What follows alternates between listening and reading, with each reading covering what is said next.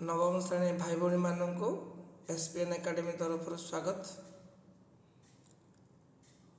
यह नवम श्रेणी बीजगणित सेट पाठर विभिन्न जो फर्मूला रही नियम रही से आलोचना कम समय बोरिंग न हो देखापी आगर गोटे गोटे कर नियम गुड़िक लिखि दि जाए। केवल देख किपरि ताकू भाषा माध्यम दे बुझा जाउची से गुड़िक मन दे शुणा आ ठीक ठीक मन रखा एवं यही भिडटी को देखि नियम गुड़िक लिखा। देख सेट होउची केतेक सम उपादान समाहार को सेट कहा जाए। आमे जमेती चूड़ी सेट कहचे बर्तन सेट कहचे सेमिति एडी आमे तो बीजगणित आमे बर्तन लुगा किंबा चूड़ी विषय पढ़ा ना आमे किसी संख्या मान विषय पढ़ा जो संख्या गुड़िक सेट प्रक्रिया व्यवहृत होची से गुड़िक है गणन संख्यार सेट ताको कैपिटल एन बोली कहा जाउची 1 2 3 4 डट डट अर्थात यह एक असीम सेट असंख्य उपादान रही। पूर्ण संख्यार set 0 to start plus or minus 1 plus or minus 2 plus or minus 3 अर्थात गण संख्यार प्लस एवं माइनस रूप सहित 0 हेउची तुमर पूर्ण संख्या। आपको विस्तार भाव में एपरी लिखिपर 0 बाम पटे माइनस गुड़िक बढ़ी बढ़ी जीव डाण पटे प्लस संख्या गुड़िक बढ़ी बढ़ी जीव। तापर आसला तुम परिमेय संख्यार सेट कैपिटल क्यू गणन संख्या पूर्ण संख्या सहित किसी भग्नांश संख्या जदि थाए ताको आम क्यू सेट बोली कहबा। परिमेय संख्या सेटर रूपटी होउची अर्थात से उपादान गुड़िक आम पी बाय क्यू माध्यम लिखिपर हर एक किंतु हर शून्य हेब ना तेणुक क्यू नॉट इक्वल टू 0 हेब जो पी ओ क्यू गसागु 1 पी एवं क्यू गसागु 1 हम कारण यह लघुष्ठ रूप कटाकटी हो जाए। एवं परिमेय संख्यार रूप पर हम देखा अपरिमेय संख्या सेट अपरिमेय संख्या क्यूडेज अपरिमेय संख्या गुड़िक बाद परिमेय संख्या गुड़िक बाद देले अन्य समस्त वास्तव संख्या अपरिमेय संख्या कह जाए। कारण वास्तव संख्यार अपरिमेय परिमेय मिसिक थाए जदि आम परिमेय को बाद देवा ताहले अपरिमेय आसब।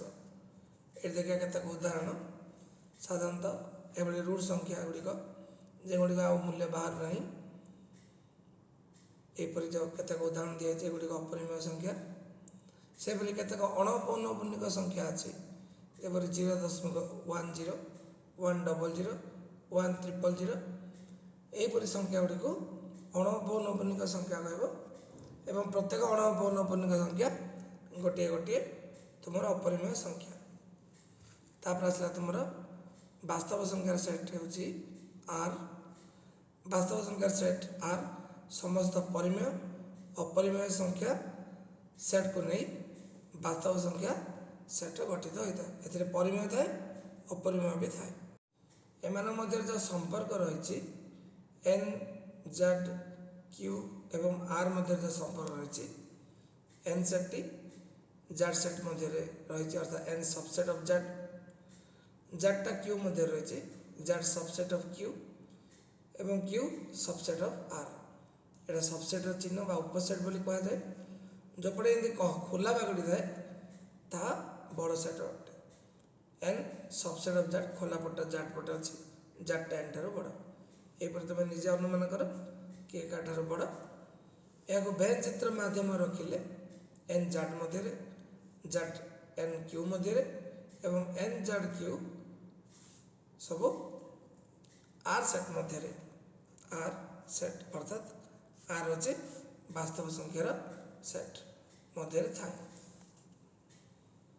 एन समस्त उपादान जेड अच्छी अर्थात गणन संख्या सब जेड भितर अच्छे जेड सेट अर्थात पूर्ण संख्या क्यू सेट मध्य रही क्यूर समस्त उपादान आर सेट्रे अच्छी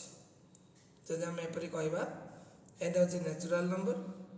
जेड हूँ इंटरग्रेट नंबर क्यू हूँ रेशनल नंबर एवं आर हूँ तुम रियल नंबर यह छड़ा तुम्हें संप्रसारित स्वाभाविक गणन संख्या देख जहाँ को आम एन स्टार बा एन डेज बोली कहे एन डेज कहले हम एन स्टार कहले हम ए जीरो टू स्टार्ट गणन संख्या एक स्टार्ट किंतु एन स्टार बा एन डेज संप्रसारित स्वाभाविक संख्या जीरो टू स्टार्ट सेट्र लेखिबा पद्धति दुई प्रकार लेखिबा अनुसार सेट दुई प्रकार तालिका पद्धति सूत्र पद्धति एवं उपादान अनुसार सेट मध्य दुई प्रकार यथा ससीम सेट जार उपादान संख्या सीमित आम गणिपर असीम सेट जार उपादान संख्या आम गणिपर ना जब एन सेट जार set Q set R set एगुड़ी प्रत्येक प्रत्येक गोटे गोटे देखा सेट गुड़िक लिखापी इंग्राजी वर्णमालार capital letter A to Z को व्यवहार करा जाए से जाने एन जेड क्यू आर गोटे गोटे निर्दिष्ट असीम सेट आम आगु पढ़ी सारे से विषय सेट गुड़ी को कुटिल बा सिंकुड़ी बंधन भितर रखा जाए देख चिन्ह दे लिखा जाए और प्रत्येक दुईट उपादान मध्य आम कमा चिन्ह देवा उदाहरण ए कहले 1 2 3 4 लिखले प्रत्येक दुईट उपादान मध्य कमा रहा कुटिल बंधन मध्य रहा एवं सेट्र नामकरण कैपिटल लेटर व्यवहार सर्वदा करवा नचेत भूल हो विभिन्न प्रकार संख्यार सेट मौलिक संख्यार सेट प्राइम नंबर मौलिक संख्या अर्थात 2 3 5 7 11 केवल जार दुईटी गुणनीयक थाए दुईटी गुणनीय संख्या को मौलिक संख्या कह जाए सेपरि यौगिक संख्या सेट 4 6 8 9 10 12 14 15 एगुड़िक दुईटी अधिक गुणनीयक थाए तेणु यह संख्या गुड़ी को यौगिक संख्या कह जाए जो मान दुईटर अधिक गुणनीयक थाए 4 6 8 एभली संख्या युग्म संख्या इवेन नंबर जहाँकि दुई द्वारा विभाज्य 2 4 6 8 एपरी एगुड़िक युग्म संख्या कह जाए मन रख दुई द्वारा विभाज्य संख्या को युग्म संख्या कह जाए से अजुग्म संख्या ऑड नंबर जो गुड़िक दुई द्वारा विभाज्य हुए ना से गुड़िक अजुग्म संख्या कह जाए उदाहरण 1 3 5 7 यहीपरि संख्या गुड़िक सेट दिवा विभिन्न चिन्ह बा व्यवहृत चिन्ह ये चिन्ह देखुच या एलिमेंट बा उपादान कह जाए एवं उपादान बेले लेफ्ट साइड उपादान थाए राइट साइड सेटटी थाए जदि लेफ्ट साइड रखी राइट साइड जदि उपादान रखी एलिमेंट चिन्ह देव भूल हम नॉट एलिमेंट अर्थात उपादान नुहे सबसेट माने उपसेट आटा जो पड़े थाए ता बड़ सेट सुपर सेट अर्थात अधिसेट एपटे खोला भागटे जहाँ पटे थाए सी बड़ सेट यूनियन सेट संजोग सेट इंटरसेक्शन सेट छेद सेट संजोग सेट समस्त उपादान मान नहीं गठित छेद सेट साधारण उपादान मान नहीं गठित अंतर सेट बा डिफरेंस सेट केवल ए माइनस बी जदि थी केवल ए बी माइनस ए थे केवल बी डेल्टा सेट सामंजस्य अंतर सेट केवल ए केवल बी अर्थात केवल ए केवल बी उपादान नहीं गठित सेट हूँ डेल्टा सेट ई हूँ व्यापक सेट डैश परिपूर्ण सेट निर्णय करने व्यवहृत चिन्ह परिपूर्ण सेट अर्थात कौन सेट को व्यापक सेट रु माइनस कले तार परिपूर्ण सेट मिले आम आगे पढ़ा चिन्हर व्यवहार देख जहाँ उपरे कहली से गुड़ाक एलिमेंट उपादान देख एलिमेंट टी लेफ्ट एवं सेट टी राइट साइड रही था जदि एलिमेंट